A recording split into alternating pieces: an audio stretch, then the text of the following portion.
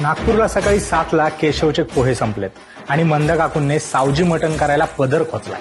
तेव्हाच मुंबईच्या इराणी कॅफेमध्ये एसडी काका बनला आणि लोकांना मस्का लावताय. आणि तेव्हाच नगरमध्ये बनवली जात आहे पापड भाजी, नाशिकमध्ये मिसळवर तर्री ओतली जात आहे, छत्रपती संभाजीनगरला भल्ला चाट, पुण्याला मस्तानी, मुंबईला वडापाव, मालवणला मासे आणि कोल्हापूरला तांबडा पांढरा रस्सा. मराठी खादाडगिरीला ना अंतच नाही. अंत नाही इथल्या निसर्गाला पण. इथं फक्त भाषाच नाही तर निसर्गाचं सौंदर्य पण दर कोसावर बदलत राहतं. समुद्राचा खळखळाट कानातून विरायच्या आत सह्याद्रीची पर्वतरांग लागते. त्या घाटातील वाट संपायच्या आत हिरवगार पठार दिसतं आणि पुन्हा सातपुड्याची रांग. मराठवाड्यातली शेती हे संपत नाही तिथंच विदर्भातलं जंगल सुरू होतं. यातून जाणाऱ्या असंख्य नद्या कित्येक गावांना पाणी देतात. तिथल्या मातीची चव घेतात आणि ती चव तशीच वाहत नेत असतील का त्या पुन्हा समुद्रात? हजारो वर्षांचा इतिहास निसर्गाच्या कुशीतच जाऊन नटून का बसला असेल बरं? बघा ना, सातवाहनांनी वसवलेल्या हजारो वर्ष जुन्या नाणे घाटाजवळ तो रिव्हर्स वॉटरफॉल आहे. मराठवाड्याच्या सपाटीवर अजिंठा वेरूळला जाताना ती डोंगरं लागतात. तोरणमाळ म्हणे सर्वात थंड हवेचं ठिकाण आहे, पण ते एका उष्ण भागात आहे.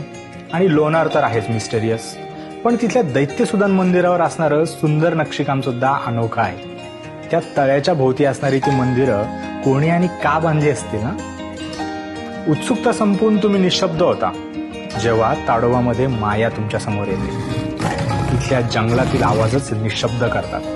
इथल्या फोटोचं स्टेटस टाकताना तरी तुम्हाला कधी सुचलेत का काही शब्द?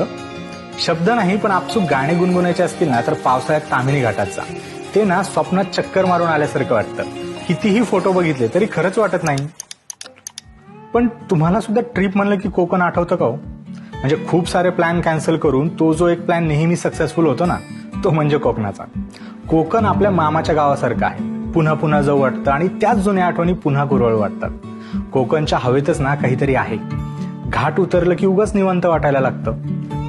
पण काही तुफानी करावंसं वाटत असेल तर स्वारी दुर्गदर्शनाकडे वळते. कित्येक आजी आजोबा नातवांना घेऊन सुद्धा किल्ला बघायला जातात हो, आणि तिथेच साहसी गिर्यारोहक क्लाइम्बिंग सुद्धा करतात. महाराष्ट्रातल्या एका प्रसिद्ध प्रवाशाने लिहून ठेवलंय की रायगडावर महाराजांसमोर नतमस्तक होताना तसली लाज वाटत नसेल ना तर मराठी बाणा जपलाय असं म्हणता येईल.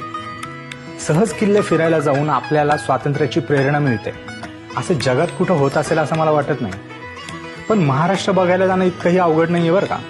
मुंबईत ऑफिस संपल्यावर आरामचा वडापाव खाताना सुद्धा CSMT स्टेशनकडे बघत काही वेळ थांबताच ना तुम्ही.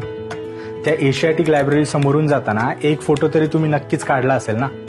बरं सोडा, गावाच्या देवळाबाहेर एकदा घरच्यांना घेऊन आपला फोटो असावा असं तरी तुम्हाला नक्कीच वाटलं असेल ना. तो पण तर महाराष्ट्र आहे. घरी जाऊन आईच्या हातचं खाताना जिभेवर जी हक्काची माया पसरते ना, बस तसाच आहे आपला महाराष्ट्र. जेवढा राकट तेवढाच प्रेम.